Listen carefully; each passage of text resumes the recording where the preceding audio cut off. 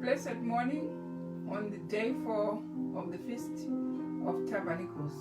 We are halfway through the 8 days of the Feast of Tabernacles for 2021.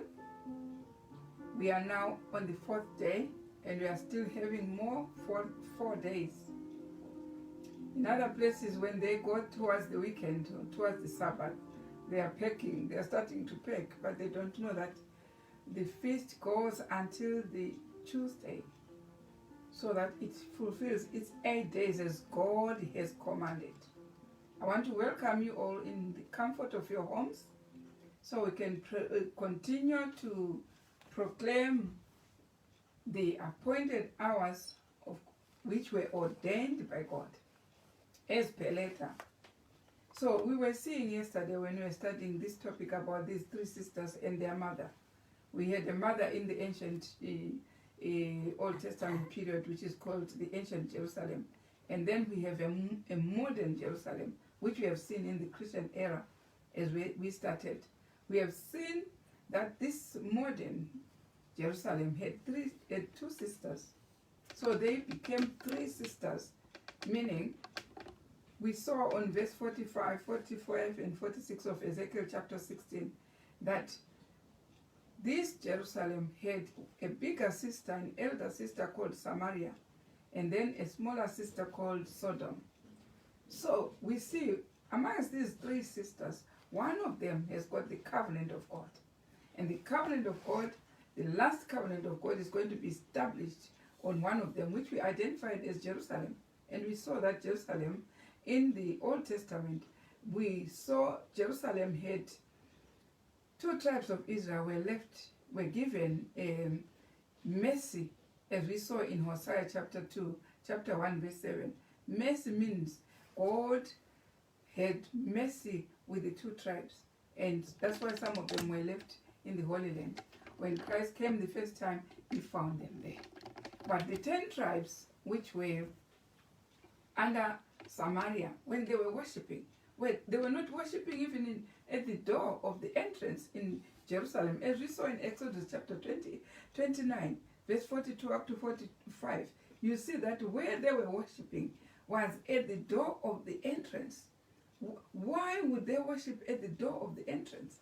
We saw that that's where they found the voice of God was there. And God also promised that at that door of the entrance, he will meet with the priests, he will meet with the leaders, and meet also with the congregation and sanctify both the leaders and the congregation at the door of the entrance.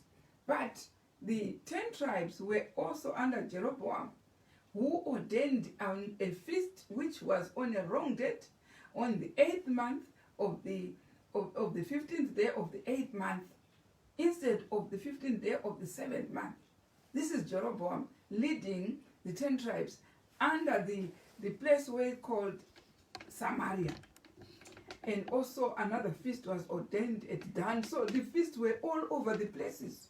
They were not centered at one location as it was with God. God said, 3 times a year you should go and observe the feast where I have placed my name. So where did he place his name? In Jerusalem. But we see Samaria, 10 tribes, and they were ordaining a feast at Bethel, which was in Samaria, and also in Dan, all over the places. So we know this prophecy, where there is no type, there is no truth. The type was showing the antitype of a Jeroboam in our time, ordaining a feast all over the places, not going at the door of the entrance of the tabernacle 3 times a year in Jerusalem. So we know from prophecy where things are coming from and where they are going. And we know who you are, even if you profess to be the children of God. But we know which department of the children of God you are. Because we have 3 sections. We have one called Samaria and one called Jerusalem, the other one called Sodom. All of them from one mother, all of them from one denomination, but one is practicing in character, looks like Samaria. In character, looks like Jerusalem. In character, looks like Sodom. So that's why we are studying. We have to study and and understand, why do we have all these sections in one house of God? Why? Why does Laodicea have all these 3 departments? Unless you study these prophecies in the Old Testament, you never come up with the truth. We come up with the truth from the prophets. That's why God said, study the Old Testament prophecies.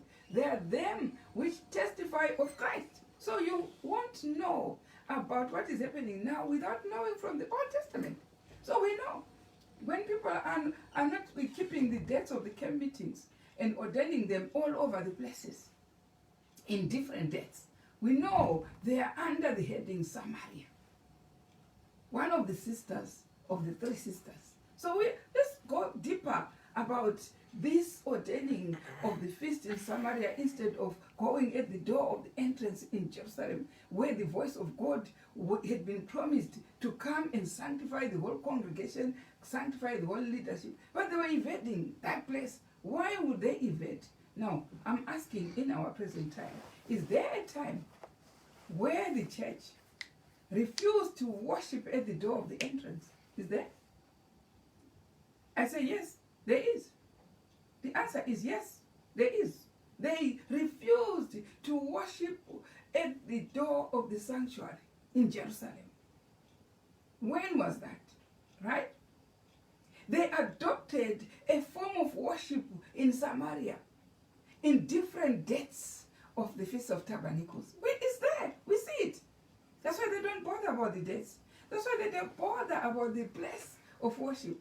They avoid to go to the sanctuary where God has said 3 times a year in Deuteronomy 16 verse 16, 3 times you have to go at the door of the entrance where you will meet the voice of God, where the voice of God will speak and sanctify the priests, the leaders, and the congregation. We know in the last days it is predicted in Isaiah chapter 2 verse 2 that the voice will come from the top of the mountain, from Zion. So why is the voice not coming from Zion? Why? It's coming from Samaria, from Dan, from Bethel, instead of coming from Mount Zion in Jerusalem. Why is this voice not coming from everywhere? You know from the prophets. We read the prophets, and the prophets will make us sure, upright, and we worship God following his word. Do you understand? Now, is there a time the house of God refused to worship at the door of the sanctuary in Jerusalem? Yes, there is. Did they adopt another form of worship? Yes, they did. Of wrong dates, of wrong places, Bethel, Dan, everywhere. We will prove that point. Let's prove that point. In 1888, what happened there? What happened? You might not have been there, but we are following a history of our own people. What happened in 1888? What happened? They refused the 1888 message, which was sending them back to the door of the entrance of the sanctuary. What were those boys bringing, 80 Jones and Wakuna? What were they bringing? They were bringing us to worship back at the door of the sanctuary. What were they bringing? It was the ceremonial law. You can read it for yourself and see that it was the law of Galatians that they were preaching of the schoolmaster, which Sister White admitted that the schoolmaster which will send us to Christ, which will give us the righteousness of Christ, is both the moral and the ceremonial law. This was sending us to the door of the sanctuary in Jerusalem. And it's chronicled in black and white. That was refused. So when they refused to worship at the door of the entrance, where the voice could be heard from God and sanctify the congregation and the leadership. So what, did they remain idle? No, they ordained another form of worship, which has nothing to do with the dates, which have nothing to do with the place of worship, like it was with Samaria. That's why we prove there was a split in 1888. There were 2 groups formed. The few who went along with 80 Jones and Wakona were under the leadership of Judah, of Jerusalem. And those, the Uriah Smith and like, who also refused to take the 1888 message, were under Samaria. That's where there was a demarcation of the two groups there. That's where there was Jerusalem, which are the people, Sister White, A.T. Jones, and Wakona, were on the side of Judah, or those who worship in Jerusalem. So it's one of the sisters, which is Jerusalem. The other sister, which developed in 1888, were the Uriah Smiths, and everyone. Go to the background of the pioneers, and you see how they fought. And Uriah Smith went on to write even the prophecies. So Daniel refused the preacher, and while Sister White was stopping him to write all those things, he did stop. If you want, I can give you a full history of it, how they were interacting with Sister White. That was forming what a group called Uriah, a group called Samaria, under Uriah Smith and the likes. So you gauge and see which one of the two you belong to. If you belong to those who are still on Daniel reveals the future from Uriah and everything, you are all under Samaria. And also, if you belong to the spirit of prophecy under Sister White and A.T. Jones and Wegwana, and also receive the feast, the ceremonial system brought by A.T. Jones and Wegwana, you are under the group of Jerusalem. That's where the covenant of the 144,000 will be established. Never ever will you find the 144,000 on Samaria. Never. That one I bet. You can check at last and check whether Samaria went anyway. That's why Zechariah 6 will come to you and say there were two sets of horses leading the church from that time.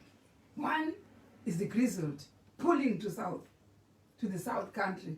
The other one is the bay horse, pulling all over, was given permission to have a gospel which goes all over the world.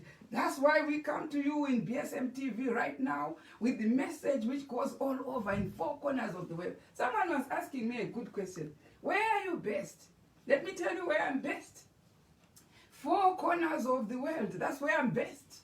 Where the gospel has been permitted under one of the sisters, which is Jerusalem, which are the two tribes, they continued from 1888. These two tribes, they continued. They are under the name Judah. And also those who refused the 1888 message are under the name Samaria. This is a history which occurred in our history. You can't deny it. You go to the book 1 of Selected Messages, page 233 and 234, and study for yourself and see how this development occurred. You see? So when we are studying here, we study together with history, and history confirms what we are talking about from what God has laid in the history, in the book, in the Bible, from Ezekiel Chapter 16, which we are studying, which developed these three sisters in verse 45, 46. See, one is called Samaria. Where did Samaria come from? From A.T. Jones, from refusing A.T. Jones and Wakwana. Then a group called Samaria, a sister called Samaria developed with 10 tribes there. These 10 tribes, so many of them, but why? They have no dates of the feast. They ordain feast anyway. They ordain meetings anyway, which you can't find in the Bible. You can find there. They've got rallies and soldiers marching and everything. This is what Jeroboam can tell you. Jeroboam can do that. Yeah, in Samaria. He's got anything that comes from his head. But those who are worshiping from the door of the entrance, they have the voice of God coming where? At the door of the entrance in Jerusalem. Keeping the feast 3 times a year, as in Deuteronomy chapter 16, verse 16. Right? Where is the voice coming from? From the door of the entrance in Jerusalem. And where are the dates? From the Bible, where God has put the Bible and all this. These two groups will continue to be there when we are talking about those who believe the spirit of prophecy. Under Sister White, there was this development of this other sister who doesn't even want. But that's why when Sister White died, they made sure they don't replace her. Because they were fighting the spirit of prophecy. Samaria. gift of prophecy. There is nowhere in the 8 gifts in Ephesians we find in 1 Corinthians chapter 12 verse 28 the 8 gifts. There's no way when a pastor should be replaced by a prophet, or an evangelist or a teacher should be replaced by a pastor. No, when a pastor dies, another pastor will replace. When a prophet dies, another prophet should replace. So why remain with less gifts at the time when the world is so dark? We know what happened with Samaria. Samaria did not replace the prophet, but those who worship under the door, because there's somewhere where the voice of God should go. The voice of God doesn't go anywhere in all the 8 gifts, but in the gift of prophecy. In the gift of prophecy, that's why in Amos chapter 3 verse 7 says, he will look for the prophets. When there is any secret he wants to divulge, the prophet. That's why you find at the door of the entrance, where they were worshipping in Jerusalem, there was a prophet. But Samaria can do as he likes, or she likes. This sister, she can do anything. When the prophet dies, she replaces the prophet by pastors. And then they now call you, they say we are now the voice of God. The voice of God was the prophet from the beginning to the end. The voice of God is the prophet, it's not a pastor. But they now want to replace everyone in Samaria. You find is saying, I've got a message from God. I've got. You find what is happening in the 10 tribes in Samaria. I've got this. I've been sent. I'm also carrying the Bible and pretending to be a voice of God. But the voice of God is found under Jerusalem, at the door of the entrance, where the voice of God is. Peradventure, I don't know. Go to Exodus chapter 29. And verse 42 up to 44, you find where the voice is. I will meet them at the door of the entrance. Where? In Jerusalem. Not in Samaria. Not everywhere else. Not in Samaria. Now we are talking of something that would make sense from this Feast of Tabernacles. When it finishes, you say, I've learned something. I've learned something valuable in my life. Like somebody who has got a lottery, to know exactly where the blessings come, which channel do we get the blessings? From the door of the entrance, from Samaria, from Jerusalem, not from Samaria. Samaria, look, let them be as many as they want, worshipping as they like. But the thing is that the syllabus, they don't have it. They don't have the syllabus. If they don't have a prophet, who will give them the syllabus? Nobody. It never changes that when a prophet dies, you replace a prophet by a pastor or an evangelist or a teacher or whatever. The prophet is replaced by a prophet, and the prophet continued at the door of the entrance. And Samaria will never guess what was happening in Jerusalem. Never guess. Now, let me see what we can proceed like. So in 1890, the rejection was sealed. Now, let's see. But then what happened then in Jerusalem? Since Sister White died in 1915, then we saw a guy coming in 1930. We saw a guy coming who was a Sabbath school pastor who God inspired to lead the people after Sister White. Yes, Sister White actually didn't say I was the last prophet. She didn't say so. Go to see what she wrote. Go to early writing, page 277. She did not say she was the last angel's message. She didn't say that. Yeah, she clearly said in other texts, in Way to the Little Flock, page 10.5, she clearly said there are 5 messages coming. She was on the 3rd message, on the 3rd angel's message. She clearly said there are 5. Right? You can say, oh, it's James, it's his husband, it's the one. They would never write anything without her approval. Now let's hear from early writing. Did she say she was the last prophet? 277. Right? Listen to what she said. Mm-hmm. I saw angels, right, hurrying to and fro in the heaven, descending to the earth, and again ascending to heaven, preparing for the fulfillment of some important event. Right? Then I saw another mighty angel. Did she see angels still coming after her angel's message?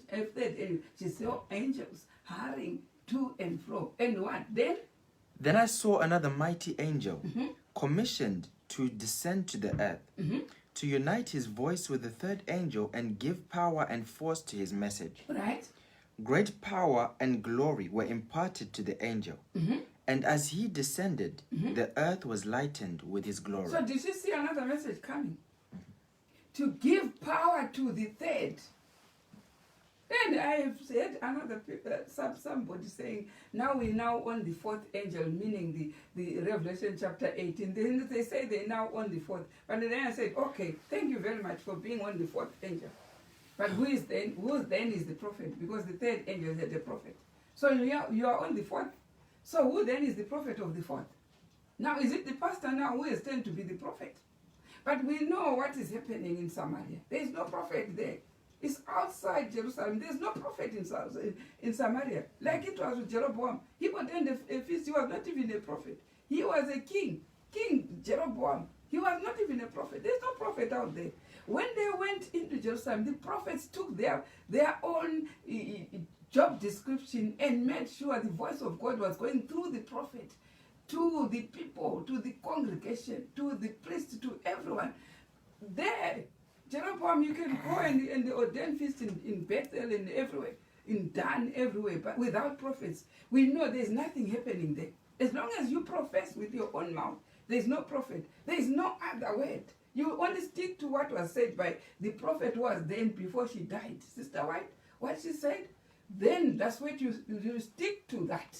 And it's so clear. They're sticking to the third. That's where Sister White was preaching the third. That's what is in Samaria. But the prophets are there in this other sister, Jerusalem. Where do they hear the voice? From the door of the entrance in Jerusalem. 3 times a year. On the 3rd hour, on the 9th hour. This is where the prophets are working. And that's why you won't hear what this prophet is saying. Because you are in Samaria. 10 tribes everywhere. We can see, we can prove what was happening to Jeroboam. Wrong deaths. And we have wrong deaths. We can see what was happening to Jeroboam. Wrong times of Lord's Supper. Yes, you are telling people there in Samaria that supper is in the afternoon. We know exactly what you are doing. This is what is in the prophets. And we are boldly saying it. And we are not scared to say it because God has sent us to say it. We will say it. You are ordaining feasts as you like. And other names of feasts which are not in the Bible. Yeah. So let me tell you one thing. There is no way you can prosper without prophets. Come to this sister Jerusalem. It's predicted at the door of the entrance. That's where this sister will get all her advices from God's voice. That's where the voice is. The voice of God is not everywhere else like Jeroboam thought it was in Dan, it was in Bethel, it was in Jerusalem. That's where the voice of God was, in Jerusalem. That's why you hear all this freshness of truth coming from the Bible you hold, which Jeroboam cannot tell you. Jeroboam cannot tell. There's no prophet there. Let me tell you one thing. The job of a prophet, let's hear. Want to see what the job of the prophet is. And if you don't have a prophet in Samaria there, you are lacking that job. Let's go to Revelation. Yeah? First start with John 16. John 16. Verse 13. Mm-hmm. What is the job of the prophet? What's the job? If you have no prophet, you're in Dan, in Bethel, everywhere, in wrong dates and everything. There is no prophet. What is the job of the prophet? Let's hear the job of the prophet. Yeah. John 16 verse 13. 16 verse 13. Yeah. Howbeit, when he, the Spirit of truth, is come, he will guide you into all truth. Right. For he shall not speak of himself. So you see, even the truth was not there. Even the truth of the gender of the Spirit wasn't there. Until the Spirit comes, will guide you into truth, so that you know when there is a family there, you will see the terms father, the terms mother, the terms son, they are there. So like it is in your house. You understand? So it's a pity. It's a pity. Because I had an argument with another brethren who was saying, you are telling me that there is a mother in heaven. I said, yes, there is. There's a mother in heaven. Much as there's a mother in your house. Says, I will never, the brethren said, I will never agree that there is a mother in heaven. I will never. The brethren say so. I will never. I will agree everything else about keeping the feast and everything. But that brethren said, it was a man. I will never agree there is a woman. And let me tell you that after a couple of, I don't know, it's a couple or next week or something like that, I don't know, it was close to that, the time he actually said, I'll never agree there is a mother. I'll never. So the president sat and enjoyed the supper in his home. And the wife said, let me go and sleep. And the wife went to sleep. This is a thing that happened physically. The wife went to sleep. And after the wife was in bed, the president switched off the TV later on, said, let me join my wife in the bed. But instead, went to the bed. What did he find? The wife was long gone, long passed on. It's a sad story. Let me tell you, it's a sad, very sad story. And when the president phoned me to say my wife died, I just found we were eating together, watching TV, everything, and she went to bed earlier. And when I joined, the wife was dead.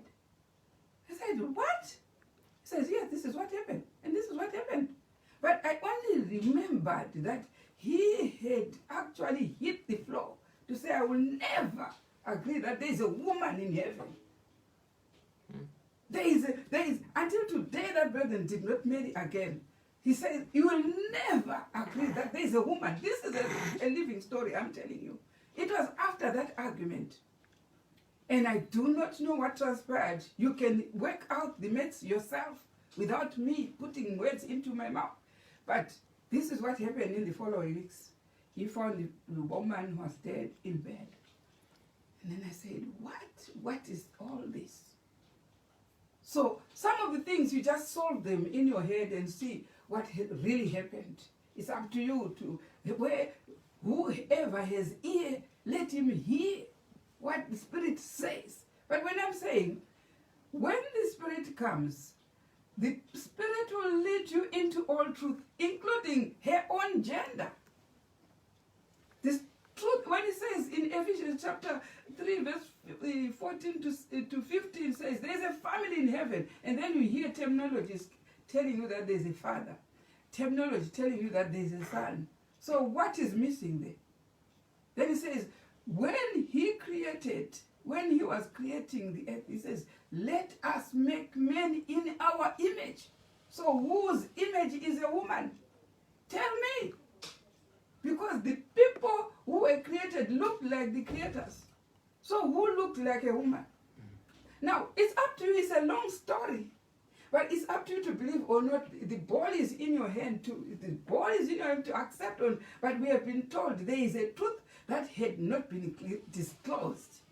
Up until Christ promised the disciples that when the Spirit comes, we'll disclose the whole truth. So we know that the Spirit came after Christ ascended. On the day of Pentecost, the Spirit was poured and will lead us into the whole truth until the day Christ comes. We will have freshness of truth that we did not even know. We will learn. So you should be in a position to learn. What I've heard today is damnable. Sometimes you don't know. There is one person who should not be offended. It's the Spirit. You can offend the Father, and you can repent. And you can offend the Son, you can repent. But if you offend the Mother or the Spirit, you will never repent. God will never pardon that sin. It's an unpardonable sin. That's why even in other customs, they say, do not offend your mother. They say so. But they've never said, don't offend your father or don't offend your brother. He said, don't offend your mother, otherwise you will be like a fool. You will be crazy in the head once you offend the mother. So here we have a mother also. If we offend, that mother won't pardon us, because it's the mother who carries the children in the womb. The mother who has sleepless nights.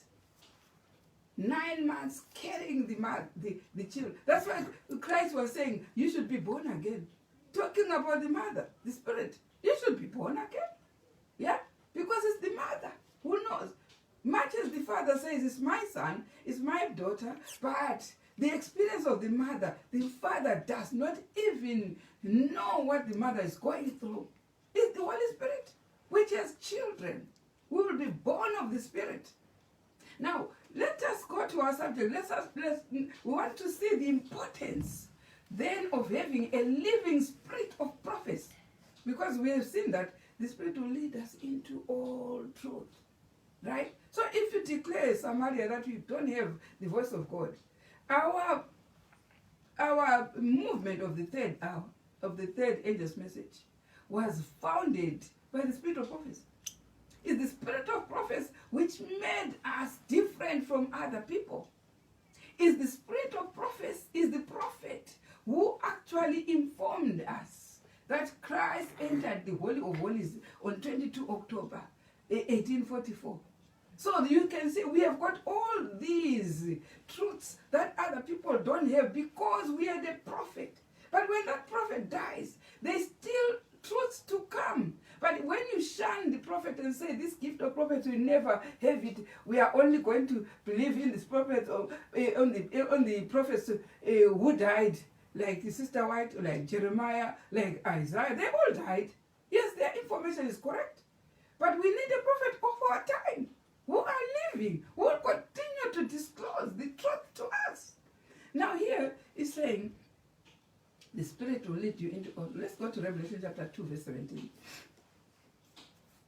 We want to see the reason why we should have a prophet in our midst, while Samaria there is Jeroboam leading, who is not a prophet, is a king.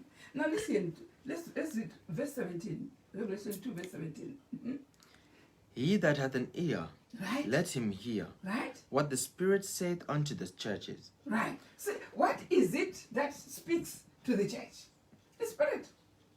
So if you have no living spirit of prophecy, what then are you supposed to be listening to? Listen to what the Spirit says to the church. And when you say we have got the Holy Spirit, we can't have the Holy Spirit without a prophet. The prophet is where the voice of God goes in Amos chapter 3, verse 7. It says clearly, if you have the Spirit, you have the prophet. But if you declare you don't have the Spirit, you don't have the prophet, then you don't even have the Spirit. That's why you are so stuck on the third, while others are on the fifth angel's message. You're stuck. Why? Because where the living Spirit who was there electrifying the church, where she died, that's where you are stuck there.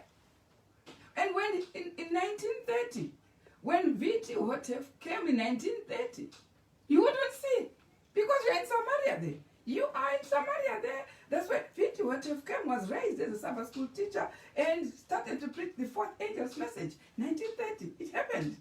But would you know anything when you are there? When you actually had rejected A.T. Jones, which Sister White confirms that they had a message coming from God, would you then understand V.T. Hotef then, after that? Would you? We are in Samaria there.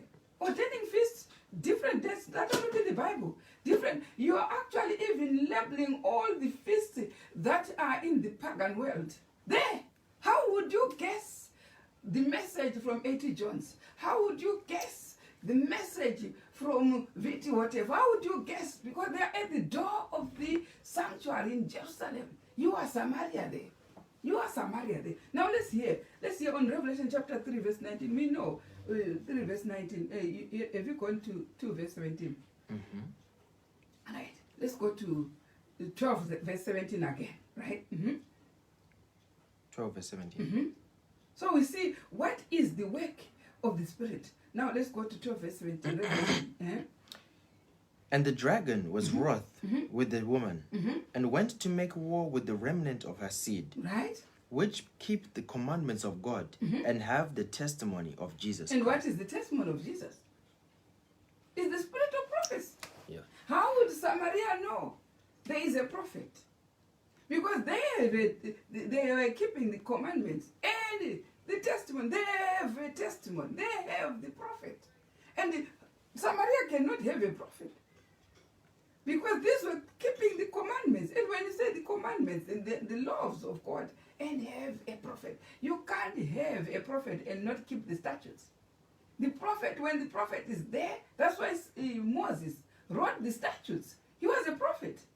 And he wrote all the books, 5 books of the Bible, and was even conducting the statutes the 3rd hours, the 9th hours, the priest was working under Moses, the prophet.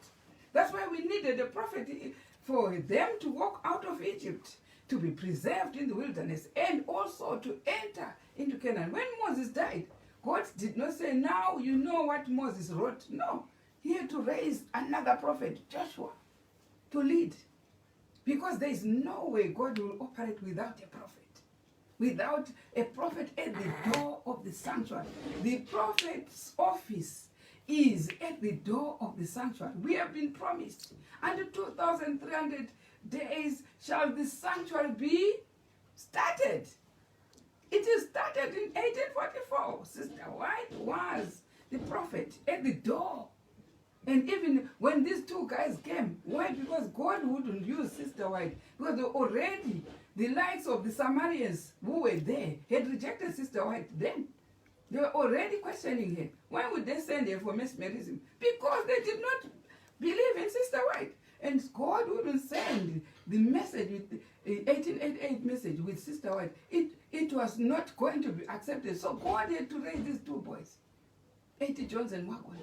And Sister White endorsed their message.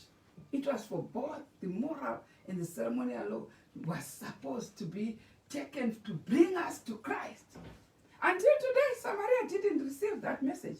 And until today, we can see boldly, he is ordaining, Jeroboam is ordaining the feast everywhere with wrong dates, wrong times, and teaching his children to call daylight supper. And I don't know at night what they eat, lunch. So it's all because he's not worshiping at the door of the sanctuary in Jerusalem. That's why we have 3 sisters. You have to assess yourself and see, which sister do I belong to? Is it Samaria? Well, yes, you'll be comfortable there, outside there, having different dates of camp meeting. And some have camp meeting this week, some next week, yet there is one date. Like it is with the Sabbath. When it is Sabbath, tomorrow, everyone is in a Sabbath.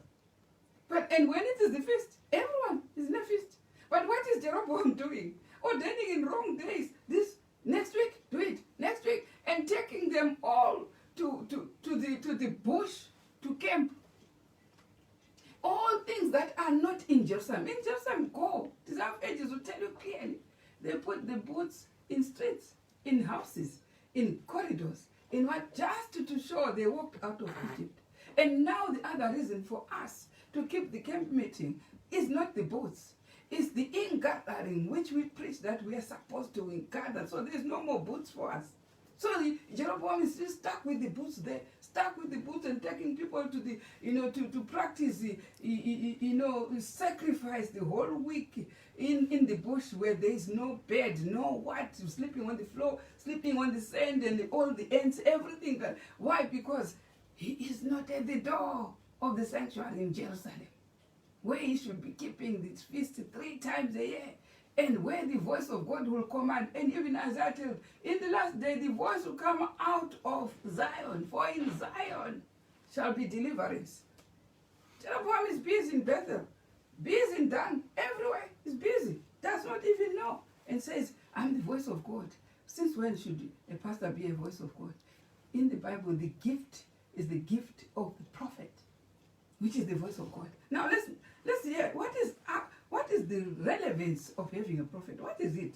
Yeah, living testimony of Revelation chapter 12, verse 17.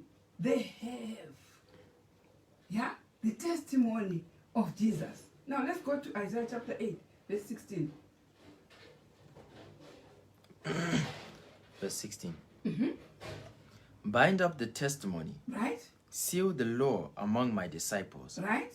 And I will wait upon the Lord that hideth his face from the house of Jacob, and I will look for him. Right. It says, bind up the testimony. Did you hear that? Bind up the testimony. Seal the law. Seal the law. So what is the use of having a prophet? To seal, to bind up the testimony. Now, do you see when we are in the feast right now, we are exhuming prophecies that are hidden in the book. That's the job of the prophet, to bind up the testimonies and give it to the people so that people enjoy the testimonies God has written in his book. Bind up the testimonies. And also, what should the prophet do? Seal the law. Seal the law. Teach the people about the laws of God, the feasts, the statutes, the commandments, the testimonies. Put them together. Don't tell me that, oh, they've got a mountain of testimonies, of quotations from Sister White. That's the job of a prophet, to bind up these testimonies and give the people to understand the voice of God. This is the reason why we should have the gift of prophecy in our midst as a living person. Right? In Samaria, they don't have this. You go with all this information. They're so confused where you're coming from and where you're going. They don't even know what you're talking about. But it's there at the door of the entrance of the tabernacle in Jerusalem. One sister is where God will announce his covenant people. In the last day, the feast, and one of the feasts, the one for 4,000, will be standing on Mount Zion with the lamp, with whose prophet has bound up all the testimonies they have learned and all the laws. The dragon was wroth with them because they had all the laws, the commandments, and have also the testimony, which is the spirit of prophecy, which is living around us. You see, they don't have it in Samaria. Don't worry about it. Don't worry how many there are. Because in Judah it was only 2 tribes. And in Samaria was 10 tribes of Israel. So don't worry about that. Now, don't worry about that, right? So this is what Sister White used to do. That was her job when she was alive. She was electrifying the church every time she was alive. Why? She was binding all. That's why we have lots of books that she wrote. She was binding up the testimonies for the church to be electrified by the presence of the spirit of prophecy in their midst, which was living. And this continued with V.T. Hotef from 1930 to come up with a group which was called Davidians, right? But we are saying they also should continue with the prophet. They know exactly that V.T. Hotef died. So most of them copied what Samaria did. Because when V.T. Hotef died, they should also look for another prophet. Because where there is no prophet, where there is no prophet in their midst, there was no truth, there was no continuation. They needed to continue. So now let's see. Let's see from our chapter is chapter 16. Yeah, chapter 16. Go to chapter 16 of Ezekiel. You know, our main subject was Ezekiel chapter 16. That's where I want you to go. Right? Ezekiel 16. Right. We went up to which verse yesterday? 17, I think. No, 40 something. Oh. Yeah, it's 40 something. Right? Go to 47. 47. Right. Yeah. Yet has okay, let's start from. Right. Thou art thy mother's daughter, that loateth her husband and her children, and thou art the sister of thy sisters, which loathe their husbands and their children. Your mother was an Hittite, and your father an Amorite. Right, that's the point I want. Okay. So we saw this sister continued also to be a descendant from the Hittites and the Amorites. So we saw yesterday that these Hittites and the Amorites, they were so idolatrous, so wicked. They did not want to continue with the covenant like they did with, we saw the whole history in the Old Testament where they, even in the time when they were flourishing with King David and King Solomon, they did not go with the covenant. They broke it, had many wives. So what we find with Samaria, the main thing we find with Samaria, now I know you know who Samaria is. The main thing we find with Samaria is the Samaria has nothing to do with God's law, especially the festivals. Nothing. But Samaria is fully packed with the pagan feasts. Fully packed. Right. That even they even take even the Christmas tree and put it among themselves to prove they're Samaria. So listen, Now you see the notion that the feasts were nailed to the cross, where it is coming from. From Samaria. Those worshipping at the door of the entrance in Jerusalem will never nail the feast. Because that's where the voice of God continues. In the feast, that's why we find them come. In Nahum chapter 1, verse 15 says, what does it say? Let's hear. And the last day, on the last day, listen to what Nahum says. Yeah? Verse 15, chapter 1, verse 15. The feast will never be nailed. And when you talk to Samaria and say, are you telling me that the feasts were nailed? When we have even still the Day of Atonement in 1844. And when we have even the Day of Pentecost after 50 days after Christ had long gone. And when we have even the time of the Dark Ages, when these feasts were being changed, I tell Samaria won't even reason. They don't even reason about it. Why? Because their reasoning is not controlled by the voice of God from the door of the entrance in Jerusalem. Now listen, Nahum chapter 1 verse 15. Are we still having the feast right until the last day? Listen to that. Behold upon the mountains right? the feet of him that bringeth good tidings, that publisheth peace. O Judah, keep thy solemn feasts, perform thy vows, right? For the wicked shall no more pass through thee. He is utterly cut off. Right. So I told you yesterday that, do you know what? What Samaria is worried about is to make more numbers of people. We saw it in Hosea. That he says, I'll go after my lovers who give me bread. The Samaria is worried about numbers. Making, and doesn't even care whether the numbers come with their own ideologies and own customary things. It doesn't care about that as long as they pay their tithe. It worries more. Jeroboam worries more about numbers. So this perversion, where did it come from? From the converts. The converts who come more and more, they're coming nailing the feasts. From Samaria then.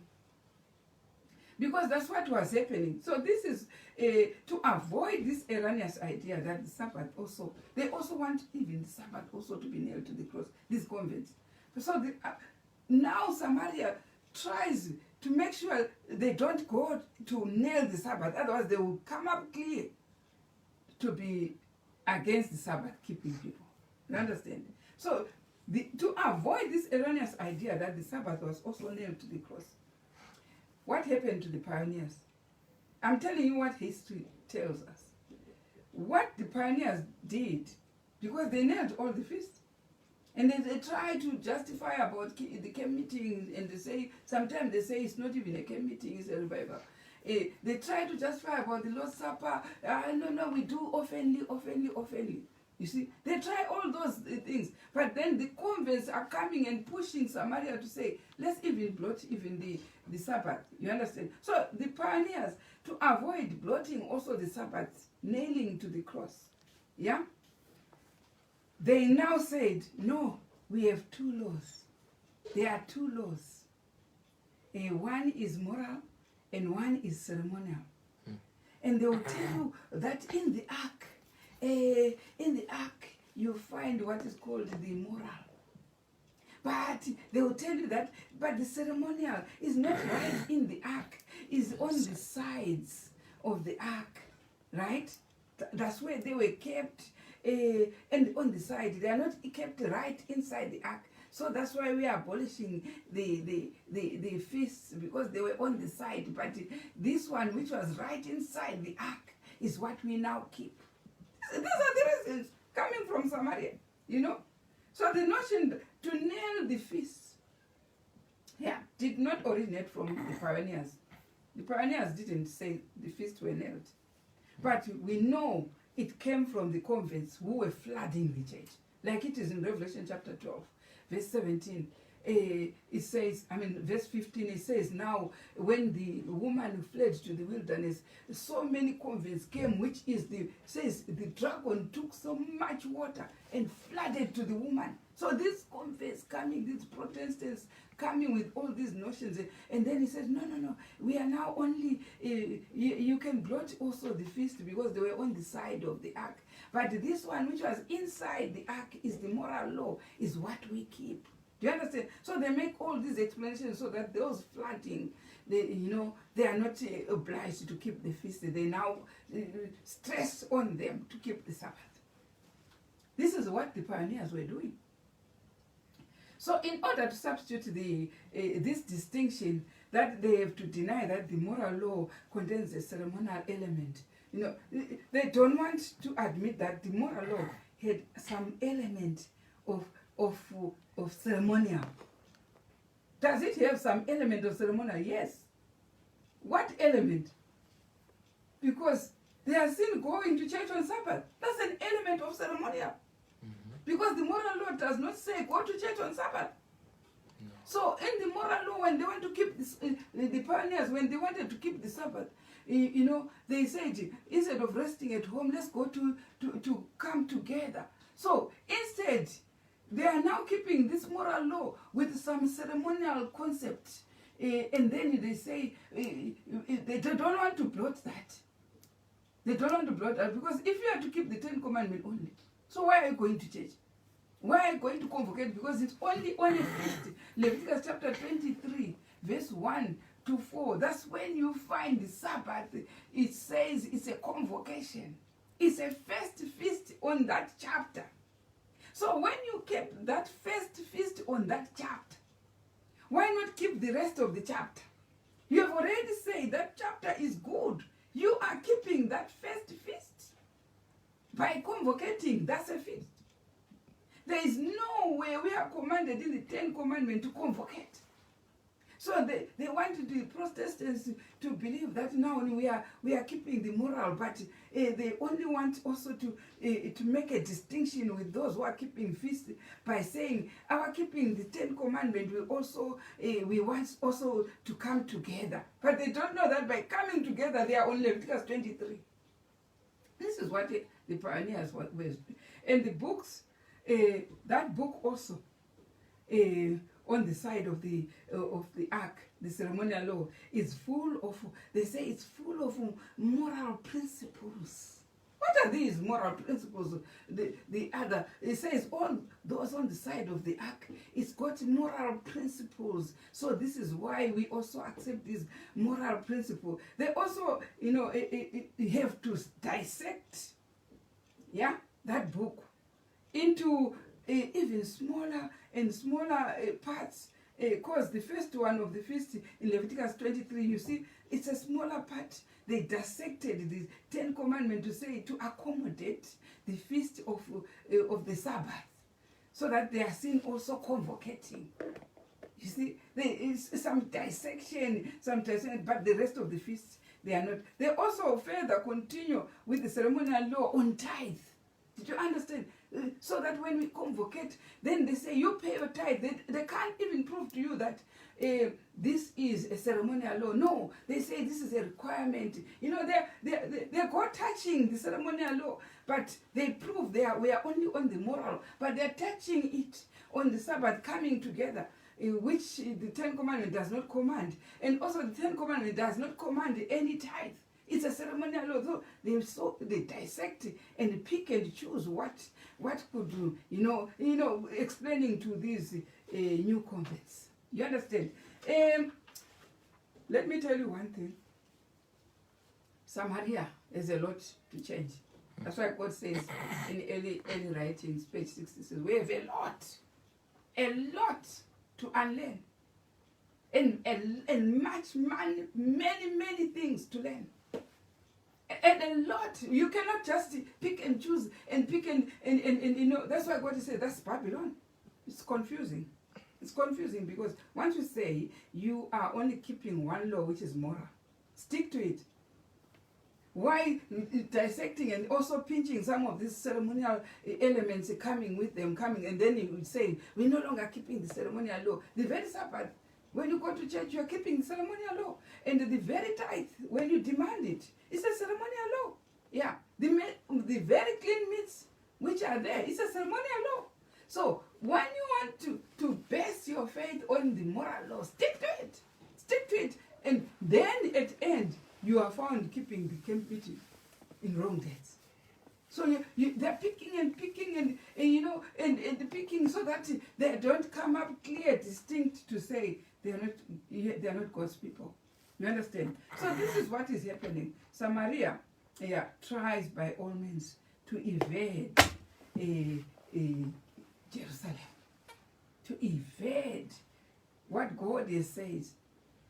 You have to keep it in Jerusalem. Let's go to a verse. Chapter 7, Revelation, chapter 7, verse 17. Chapter 7, verse 17. Yeah.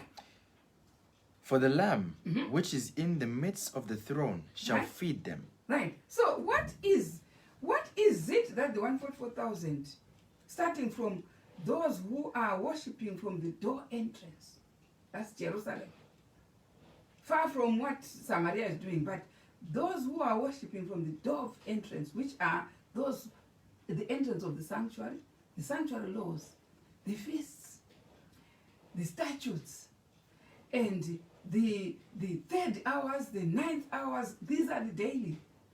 What is it they are feeding on? Revelation 7 verse 17 says, the Lamb is feeding them.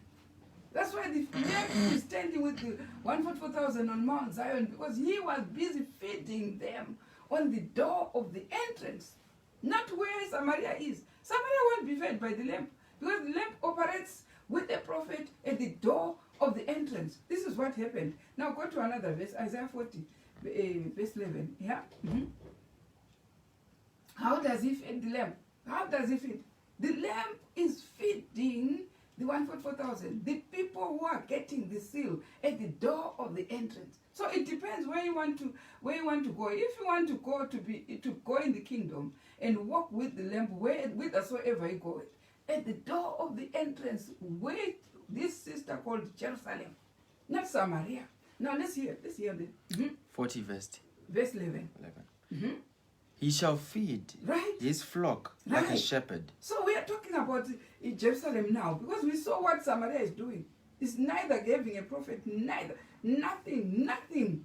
That's why he's having all these confusing things that he's following.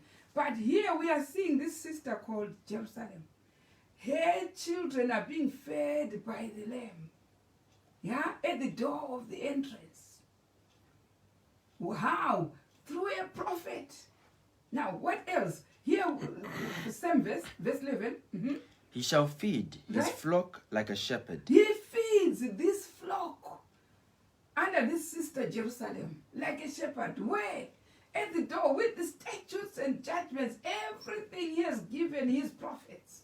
That's what he's feeding his flock. Now, go to another verse. Isaiah 26, verse 6. We enjoy being with this sister Jerusalem, because the flock is being fed by Christ. When he said in Exodus chapter 29 that there I will meet you, there I will, at the door of the entrance, I'll sanctify the congregation. How does he sanctify? By feeding with the word of God. Now we are in a statute. We are in one of the statutes in the feast. We are at the door of the entrance, brethren. We are at the door of the... Who is feeding us? The Lamb will feed us with the word of God. Right? Listen to that. Isaiah chapter 26, verse 6. Yeah? The foot shall tread it down. Right? Even the feet of the poor. Right? And the steps of the needy. Right? The way of the just is uprightness. Right. Thou most upright. Go to verse 1 and 2 and enjoy there. Verse 1 and 2 in chapter 26. In that day shall this song be sung in the land of Judah. Listen, where we are now going 3 times a year, in that day we will sing this song. Let's hear what song are we singing. Right? We have a strong city. Salvation. We have a strong city, which is Jerusalem. Salvation will God appoint for walls and bulwarks. Right? Open ye the gates. Open the gate. That the righteous nation... So when you are going 3 times a year, God is instructing the gates, the borders, everywhere, where you go to worship, opening the gates. Right? Listen. That the righteous nation, which keepeth the truth, may enter in. Only to open from those who are keeping the statutes, passing over with the prophet, fed at the door of the entrance. This is what God instructs. Open the gates, that the righteous nation, because we saw why these statutes should be kept in the commandments, for righteousness, for protection, for our blessings. For we saw that in Deuteronomy chapter 6, verse 24 to 25. So now he says, open the gates, that this righteous nation should come, should go in to worship God at the door of the entrance in Jerusalem. Did you hear that? Now go again, Proverbs chapter 10, verse 21. Let's just enjoy all these verses. When you are now reading on your own, you know now where you are. The plane is on its radar now. You know which sister you belong to. Not Samaria. You belong to the sister called Jerusalem. Now listen to that. In Proverbs 10, verse 21. The lips of the righteous. The lips of the righteous.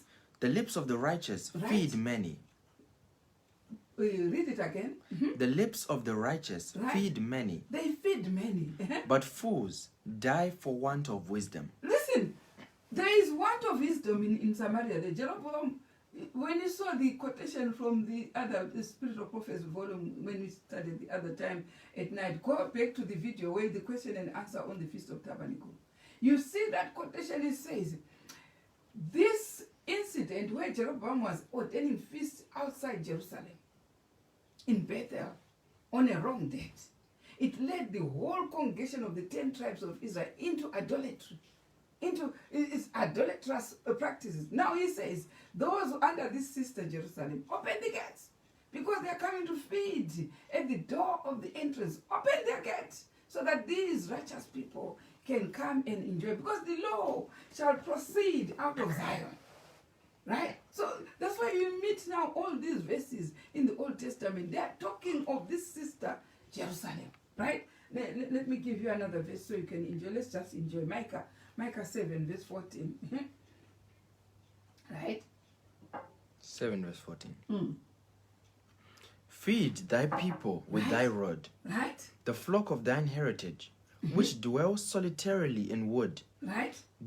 In the midst of Carmel, let them feed in Bashan and Gilead, right? As in the days of old. So you see, when these people are well fed, but we have been told that they are also fed by the rod. So that's why we are finding even, I will have a full session of learning how it is to feed on the rod. That's God is talking about, feed that people on the rod. But what we find with the Samaria, it's got no nourishment. So what is there is a lot of abominations being introduced instead of being nourished. One of the most prominent sin of Samaria. Do you want to know one of the prominent sin? Let me tell you today. Let me tell you the abominations that Samaria will have. There's one most prominent sin. Yeah? Is private interpretation. They will interpret everything privately without a thus saith the Lord. Private interpretation of prophecies, even Daniel and Revelation. Private interpretations, yeah? And things that relate to the later days. Private interpretation. That's why they are waiting to open the cloud without even going to the kingdom. And when they say, okay, anytime Christ can come, you ask Samaria. Samaria. You say, Christ is coming now. Samaria. So when is the time of trouble? Such as never was. Samaria has no clue. Because what he feeds, Jeroboam is feeding the 10 tribes with private interpretation of wrong things, especially the prophecies pertaining to the last days, right? The prophecies pertaining to the 144,000. Yeah? Some, you know what some say in Samaria? They say there are only 144,000 who are going to be saved. That doesn't even talk about the second fruit. It's just the first fruit. Why? Because they don't even know that the language of the first fruit is coming from the feast, from the statutes. So Samaria is private interpretation. Let me tell you one thing: the establishment of the kingdom, they've missed it. Why? Because they're not at the door of the sanctuary, where the voice of God will prepare His own for the feast, for the kingdom, the feast which will usher in the kingdom. And even Sister White is saying in 399 Great Controversy that even the date of the coming of Christ is there in the feast. Samaria has nothing because it does not want to worship at the door of the entrance, right? The feast, they will tell you that they were nailed. That's another thing, another sin there. And then also, what Samaria does not know and does not even believe, how often you can tell Samaria about it, is about Ezekiel 9. And that one, Samaria won't believe. Like it was with the people in the antediluvian era, in the time of Noah. They did not believe that the rain was going to come up until the rain started. That's when they started to believe, when it was too late. Samaria does not even hear a sound of Ezekiel 9 that is going to come. You will even laugh at it. Laugh.